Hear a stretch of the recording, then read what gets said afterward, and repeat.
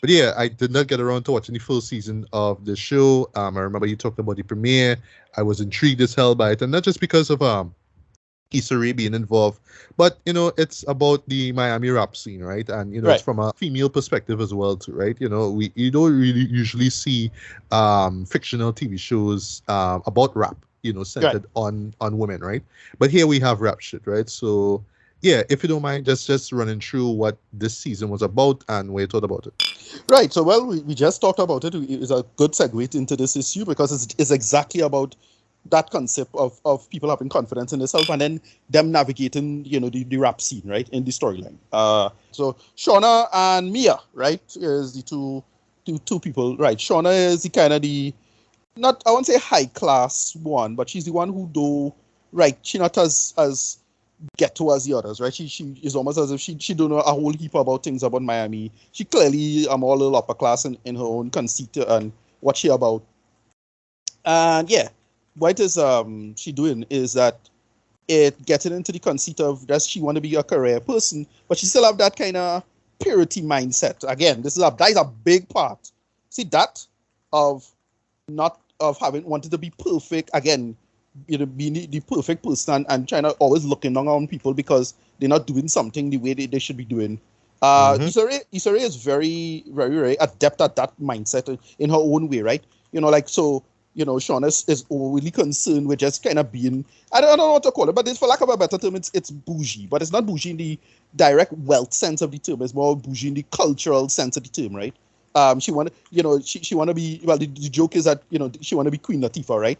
She want to be all about a bunch of serious ideas and getting into all of that stuff about talking about something serious and don't All sing right, about right. Like this, she want to be all UNITY, right? right? And Kid, that kid, was it. kid, Well, kid taxi parents. well, so when somebody make the point about that now, is how she kind of she a little on the, again a little on the bougie end of things now, in that sense now.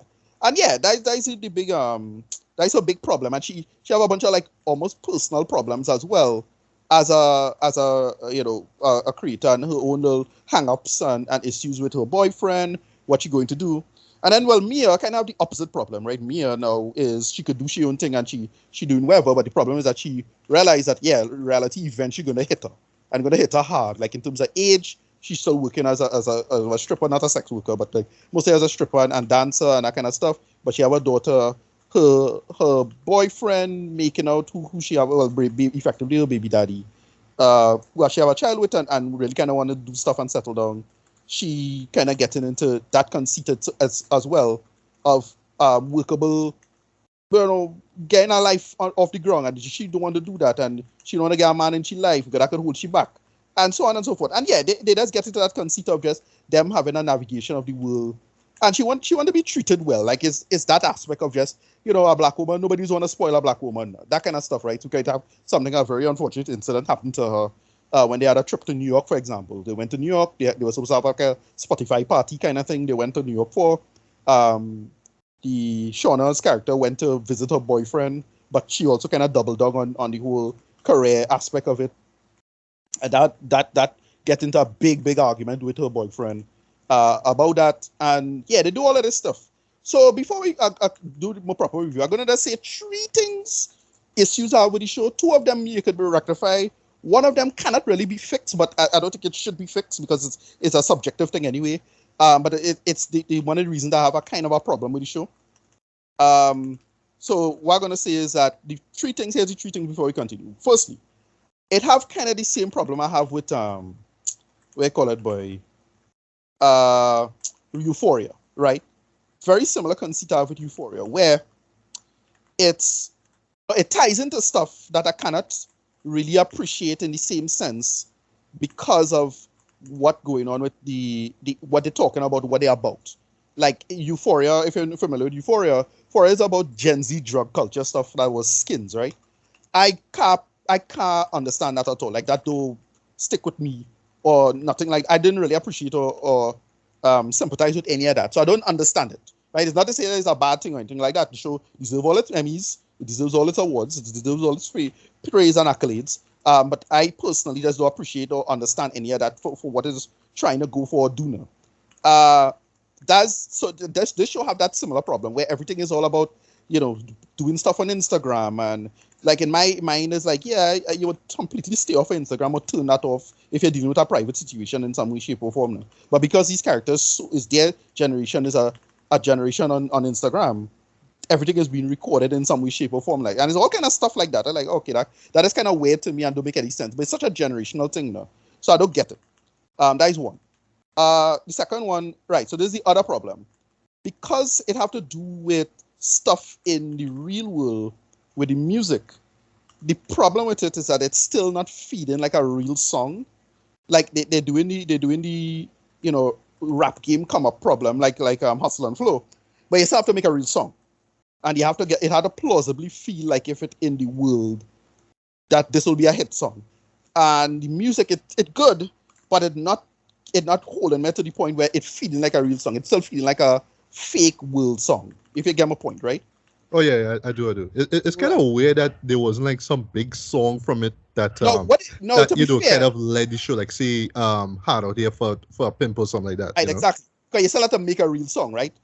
But that is not a big problem for what it trying to do, because the music itself as it is, it's fine. Like they do a song that's straight up a Trick Daddy like rip-off song, and it makes some sense in the framework of the world because everything is remix culture anyway now. So like them making reference to Trick Daddy in the world makes sense because yeah, Trick Daddy is a person in the world. Like so one way or the other, that's why they kind of go around it. But like I think the problem with the storytelling is that working issue as it is now. That is one. That is the second one. The third one now is you have to write characters. Okay, this is a tricky problem, right? So we have this problem all the time. When you're writing characters, it's difficult to write character flaws to make character flaws understandable. And this is still going on with the Gen Z thing, right? Where these characters make mistakes that seem incredibly unwise. And I, as an older person, I in my late 30s, I have to understand. I don't understand what kind of mistake somebody would make at Shauna's age as a character, right? Because this is not Issa Rae's character from thing where they're in the 30s and they're a lot older and more mature. What kind of character flaws you would have? I'll put it like this. How do you write stupidity? Like how it is you would write? Because these characters make mistakes that you shouldn't make. But you would think they would notice or know better now. And they don't. But I was like, okay, a young person in this situation, would they make that mistake? Is that plausible or not? And that's hard to gauge for me to make sense of. Because the characters make a couple mistakes, they make some really, really kind of dumb errors. And I was like, well, that kind of dotish boy.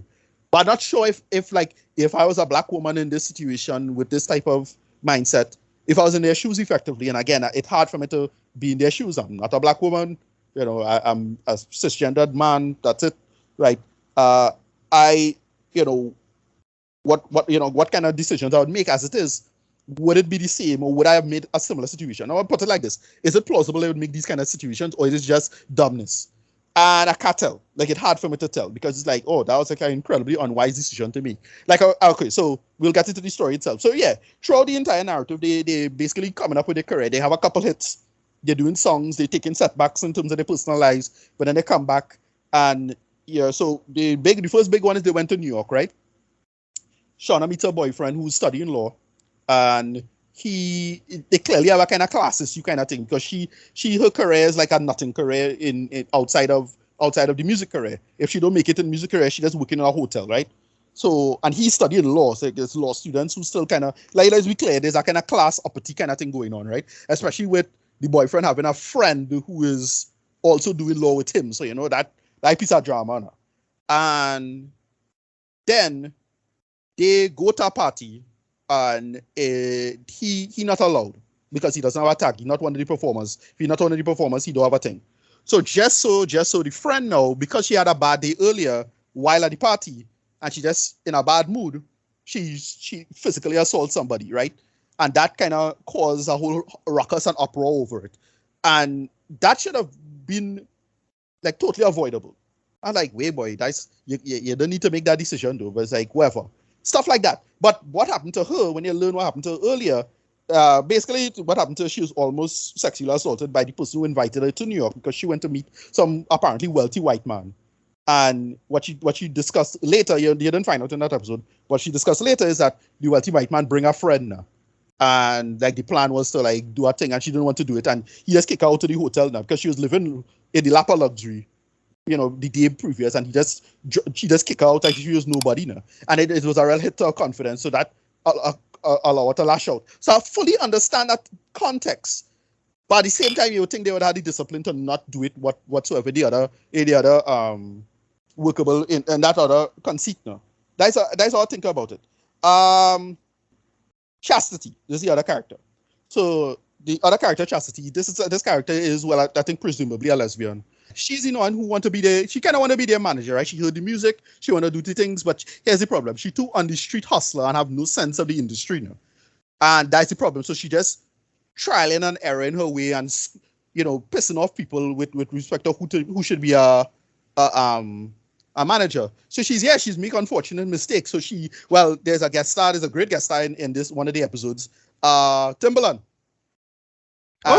Okay. Meet Timbaland, right? She meet Timbaland in another party later on. But here's the problem. She went and mentioned somebody. And Timbaland was like, what? That person, that person? Yeah, I don't fuck with that person. And they just, like, that immediately, allowed, that kind of immediately implode their career now, career-wise now. And then, the comedian Jabuki Young, I think he used to be on Daily Show, if I remember correctly. But he plays Francois Boom. He's a guy who's Shauna's old friend. He's a music genius back in his days. But what he did is he kind of screwed her over with not giving her credit on a track. And what happened is that he changed up the track a lot. And he didn't give her the credit. He changed up the track. He didn't give her the credit.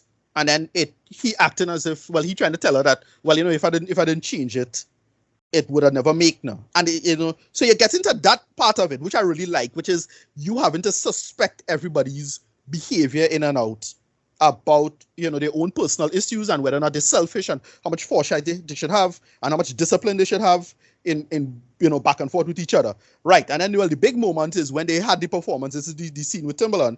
When they had the performance, Shauna herself had a big meltdown. And why she had a meltdown is that they were supposed to perform 2 songs. They practiced with 2 songs. And then they performed 1 song. And then right after, she tried to do this big kind of weird rap thing, complaining about somebody. And she complaining about Jabuki's character. And the friend was like, yeah, what the hell? Like, why it is you decide to do that for no good reason? Stuff like that. Like, why she would do that? Because she had a moment and she was in the moment. And I don't know. I'm a kind of person who I would like to think that I don't make impulsive decisions. For what it is, everything is largely, for lack of a better term, calculated. Right? I'll take my time, slow me down. Even when I was young, I said that's like just watch the situation. Then if I want to be part of this or cater to it, then I'll jump in and make the point. It doesn't matter with performances or whatever it is you have to do. Right? You have to practice. And they practice, and if you don't practice, then you could understand why she would be impulsive. But they did practice, and she was still impulsive. I like, okay, this part of the writing or not, I'm not sure. And it's stuff like that.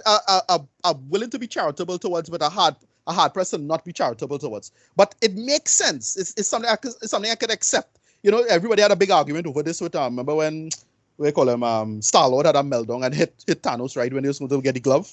Is one of that, right? I remember. It's how to write that kind of. I remember that actually, I should say. Right. Yeah.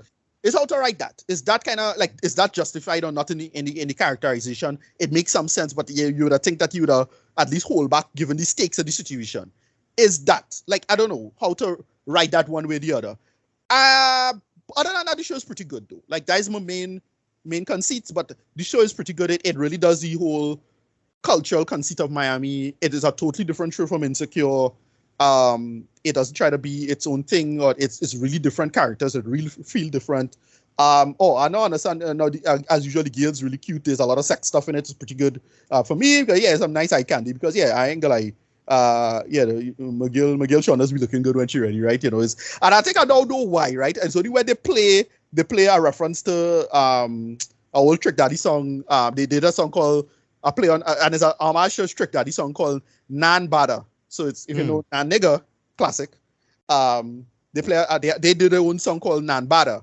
And I was like, oh yeah, no, I understand why it is that these 2 girls look so banging. Because they look like Trina. Yeah, that's what it is. That's pretty much. Okay, yeah. Okay, yeah. I see. They kind of remind me of Trina when she was these days. And yeah, like don't lie that Trina was her body, right? What it Oh, does quite well is that, but of yeah, course. yeah, but of course, but and that's also why it works quite well, because it plays that conceit of sexuality and confidence, and they're trying to balance the whole. Don't try to be all, hoity-toity with the feminism. Like the first episode did a great job of having those two characters bounce off each other with that, and how to be professional or not. And you, especially a black woman who, yes, she very educated, but she had to watch herself now with that, and what kind of space she in. And Shauna is a good main character for that in that sense. And they balance that really well. Like, it had a big little piece of drama. To get into that with the MCU, people get into a whole big dumb argument about, well, how come She-Hulk could be feminist, but then, she twerking, so and so. Yeah, but that's kind of the point. Yeah, I remember. Yeah, that was a thing. Like I saw it, I was like, okay. Right. And I was like, yeah, that's kind of the whole conceit of it is about just how much control and how much freedom you have with the argument. Look, I ain't no big super feminist myself, but like, yeah, I can even I get a guy like me understand that, right? So it's that, and the show does a good job with that. Well, the last episode ends abruptly because one of the characters, it's something involving the police, and it ends in an interesting way, and where they go with that, it's like, okay, that makes some sense. Ending the episode as a finale. It's a slightly abrupt finale. I thought it would have been more culmination kind of thing, because it's more like, that's the whole point about it. The characters, they'll go up and then something will pull them down. They go up, something pull them down. And for all kind of little reasons, they have their own personal issues and whatnot. And then, well, another thing why it works out well, and it's I think Issa Rae doing a really good job of illustrating the class dynamics of it. It's little small things that just really show where, boy, black people in the States have it tough when it comes to little insidious systemic issues. Like, okay, Mia's character, her dad, is in prison for murder, right? And he could have been a rapper. Like, he had a flourishing rap career, and long back when she was small, he went away. So she talking to him for years now, blah blah blah. And there's this one really, really brutal, in my opinion, very heartbreaking moment where they're now kind of joking and making a joke about something, and hey, what do you mean by that? Funny, and then the call cuts immediately, like because they're online now. Right. Yeah, and well, if you know all the drama involving the prison industrial complex, yeah, everybody kind of nickel and diamond people when it comes to this. Just to make a simple phone call to your family, it's incredibly expensive, and it's incredibly restrictive as well. Little small things like that. Just like, all right, you know, understand what's going on in terms of sending the child to school and having to make yourself out of this and whatnot and whatnot. And they're making it work for what it is. Ratings. I'll give it an 8 out of 10. I actually think this is pretty damn good. What I'll say with the show itself is my problem is that because it doesn't connect to me personally, and I don't know what to look for, unfortunately. It's like Euphoria in that sense. I'm an old, straight, cisgendered black man from the Caribbean who very, very conservative in my own way, so I don't know what to look for. The show not for me in that sense. That's why I'm not pulling on the show. But I enjoy it for what it is. It's very well written, and it's a working conceit for what they're going on. The two main characters are great. They're very attractive and engaging, both physically and emotionally, and personality. Yes, I look at these women for their personalities. Right? Well, of course. But they make it work for what it is. It's a very, really smart show. They make it really work. It hopefully we'll definitely, more than likely we'll get a season 2. Stuff like this ain't going to get cancelled. And Lisa Ray, I'd like to think have enough pull in HBO to keep a show like this on. Yeah, they ain't going anywhere. But I really thoroughly love this first season. It's pretty good. They make it work. Smart writing for what it is. It flows well. I think because it have all this internet stuff and characters, everything is online and think that's why it don't make any sense to me in terms of like, yeah, why would you put this online? Don't put it online, please. Like, take that offline. People would easily weaponize this against you. And that's exactly what happened. And you would think they would not do that. But, that's the only issue I have with it. But that's a generational thing. Apparently the young people super addicted to the internet, or so they say. I like the internet, but like I conscientious enough to say, yeah, if I put this online, some weirdo will do this, that, or the other, or whatever it is. And I thought that would have played out better in this, and we don't really get that. For the most part, it works though. Like, again, the acting and how it flows, the editing is great. Music is great. Like, they make, a lot of 3-6 Mafia and, Trick Daddy, and it's a real bangers in my days, right? But that's about it. I really enjoyed this for what it was. I recommend it. You'll enjoy it. It's not long too. That's a good thing. These episodes don't hardly go above 30 minutes or so, which is great. Right. Excellent runtime. That is exactly the length it needs to be. Not too long. In and out. Tell your story. That's about it. Yeah, 8 out of 10. All right, nice. I will make the effort because I mean we have like what 4 months again before years end, so I will make the effort by years end to check it out. Yeah.